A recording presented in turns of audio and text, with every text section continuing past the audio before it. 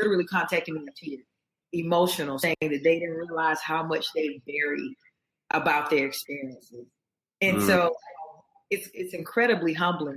It's incredibly humbling that my words can speak for an entire kind of generation of people. But I'll say that the conversations that I see going on online are incredible. You have, and I love that the men are getting involved. I love it because even they're bringing a whole nother aspect to it, saying, what if we'd done that? Matter of fact, we did do that. We did that with this team, with the lacrosse team in this year. We did this with this choir in this year. And so they're beginning to like comb through the yearbook and pull out old pictures and saying, Mary, I don't understand because we did this in 1987. Right. We did this in 96. Why didn't they get on me then? And I question them back. Ask yourself, what's the difference? They go, okay, I get it. What's the difference? What's the difference? Exactly. If you guys are tuned in and you want to chime in, if you want to ask Mary a question, you want to ask me a question, you just want to contribute to the conversation, just feel free, jump on in. If this is your first time here on BAB, that's how it works. So you just kind of ask to come in and we let you in. Look, we got some folks on here online, class of 1979, Joey Styles, 13. Thank you for joining in. We want to thank everybody that's been tuning in. Bella Rosie, Athena Shield, Bruh Bayin, Walter at VO Lord Kingdom, Kimberly Sturts, Gary Bumgardner, JD. Thank you all for tuning in. We're going to have a little fun. I promise you we'll have a little fun before we drop off this thing. For those who are watching who knows Mary, they know this girl is a riot. And now that she's not wearing those colors, she can talk all the politics she wants to talk, and she can dig all into all that. Yeah. And so before we go, let me make sure I got all the questions asked that I wanted to ask. I think we've hit on them a lot, hit them on pretty good. What do you feel about people who question these young ladies' patriotism? Well, first of all, it's unfair. It's unfounded and it's ridiculous. I'll go on the record and say it's ridiculous, especially if you haven't been through what they've been through. If you haven't taken the oath and volunteered to protect, serve, and support the Constitution of the United States against all enemies, foreign and domestic, then I need you to just be quiet, right? So sit down, take seats. Yeah, have several seats if you've never tried or even attempted to defend our country in the United States military. And that's all branches. Sit down if you haven't done it, and I mean that. Secondly, if you're questioning their patriotism and you're not realizing that we're a country still at war, then right. I need you to sit down because they're getting ready to graduate and become officers in a military at war. Again, if you are not in that category, sit down. These women had several opportunities to resign their commission, several opportunities, and they did not. And not only did they not resign their commissions, but they excelled. So they dedicated their time in training, in academic, in athletics to become the very best officers that they could be. And oh, by the way, some of them are going combat arms. So they're not only just becoming officers, they're making history by going into combat arms. All male units that they already going to have strikes against them, right? So they're going into war. It's on the front lines of the battlefield. So I think it's ridiculous to question patriotism on any level. There's so many of us, and for folks who are watching this. But one thing I love about this show, this is your first time tuning in. My name is Miguel. I host a show called Life Full Circle. I've been doing the podcasting for 5 years. Moved over here to Blab. You'll be able to pick this podcast up on our Spreaker account if you want to, have it on your podcast. But we talk about this stuff all the time. Being proud of being Black does not mean anti-white. Absolutely. And it does not mean anti-American. And so for people to always try to take this position that because, I'm Black and I'm proud, or because you love a certain type of music or artist, or because you're upset that they're not teaching the right type of Black history in school, those things are not saying that we love this country any less than you do. Absolutely. Yeah, our ancestors for the most part were brought here involuntarily, you know. Right. But we haven't gotten over it. But we're not sitting up here all day, every day, beating you over the head with it. But when there are programs that are in place to assist in the growth of the business, in the lives of our families, you understand that there's a whole different level, and I've done so many shows on this. There's a whole different level of racism that goes on, that's systematic, that most people, white folks, don't know about. They don't care about because they don't have to. And I don't begrudge them because of that. They just don't know. Absolutely.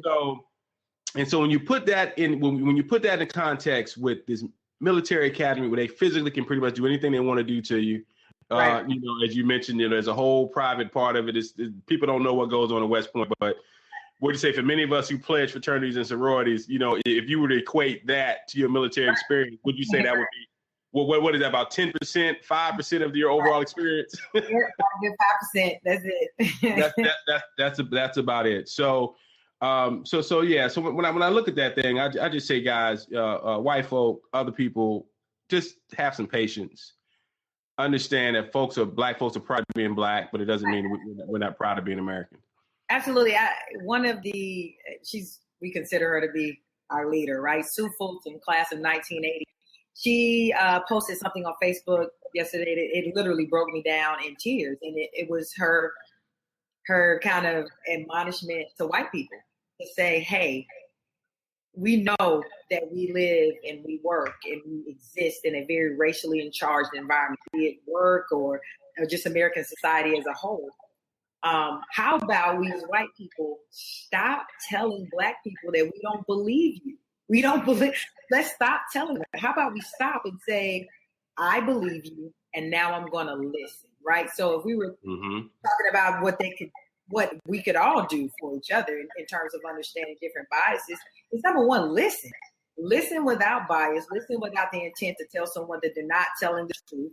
Actually take these young ladies' word for it, that they're not aligned with any political movement or trying to make a statement, and consider where they're coming from. Consider why they're doing what they're doing, right? And then to go out and act accordingly, right? So now when I discuss these hot topics, these very charged topics, now I'm viewing it from a holistic perspective, not just my eyes, right? Because my black eyes are going to always see something in one particular way. I need to consider someone else's perspective. Yep. When drawing the conclusion. And that's really what you're talking about is, hey, white people, they have a problem with the fist. Consider this. Consider just for one moment that when I throw this fist, it is not because I hate you. Not at all. Just it ain't about you. Just consider it. Yeah, it's not about you. It's not about you. It's about the 15 women to my left and right that made it. Yeah. Some people don't make it. Black, white, male, female, Hispanic, Native American, Asian American, they don't make it for whatever reason. And I look to my left and my right, and 15 of us, we grinded it out and we did it. And there's nothing but 16 of us total that look like this. Can I not be proud? Yeah. In one photograph, can I not be proud? Yeah, you can. And I'm very proud of you. Obviously, my wife, the whole crew, Kathy, you name it. I'm not going to try to remember everybody's name right now because I'm going to forget somebody. But, you know, the fact that you have somebody like Kathy who tried to apply to go to Mars and you're probably going to be a politician one day, and my wife is trying to run all the retail, you know, you guys are an amazing group of women that I'm proud to know and call fam. Thank all right, before I let you go, where did the Beyonce reference, where did that come from in the New York Times article? Yes. Thank you for asking me. Shout out to Beyonce and all the Beehive. I love y'all. Don't come for Girl, me. you too good for the Beehive. Now you too good for the Beehive. I know, but you know they like to put the buzzing and the lemonade stuff all over everybody's stuff. So I can't.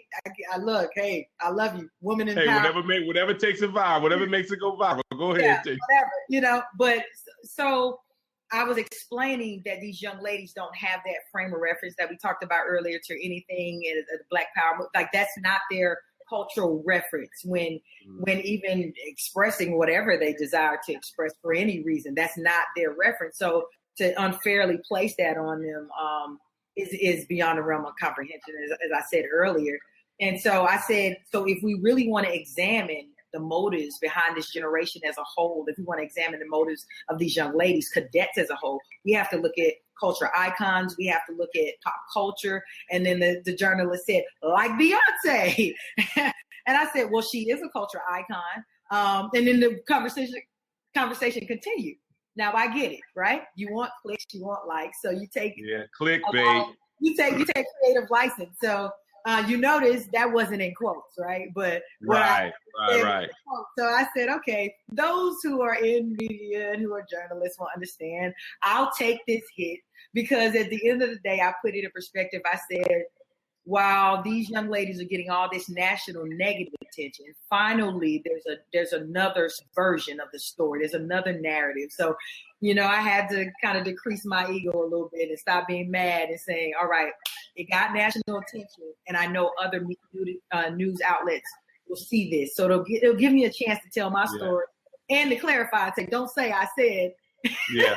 Well, you got opportunity anytime you want to clear, because you're getting ready to be on the circuit. So anytime you want to come clarify stuff and they jacking your quotes up, right, you just call me and we'll get it on the record. Thank you. Everything will be cool. All right, two more questions. Trump or Clinton?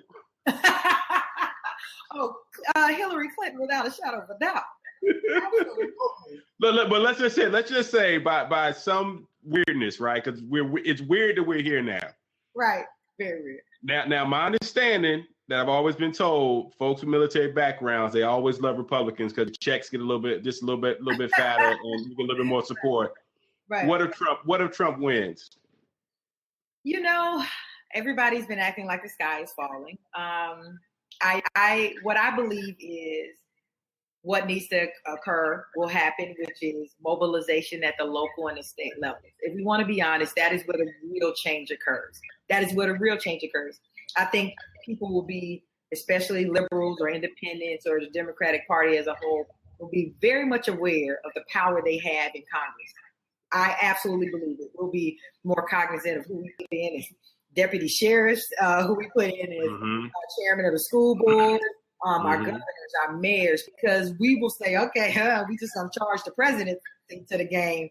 But where does the real power and the change happen? I have confidence that the checks and balances embedded within the federal government will balance ourselves out, right? The presidency, if you really want to be honest, it's a figurehead position. Right. The Congress runs this country.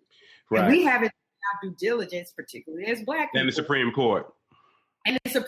Right? So we know the implications there. But at the end of the day, right, Mr. Trump is a money man.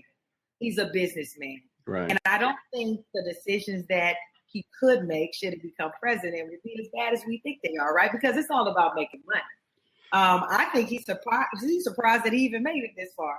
Yeah, but, I'm of the mindset that he was just trying to book some more hotel rooms. He wanted more people to book some rooms.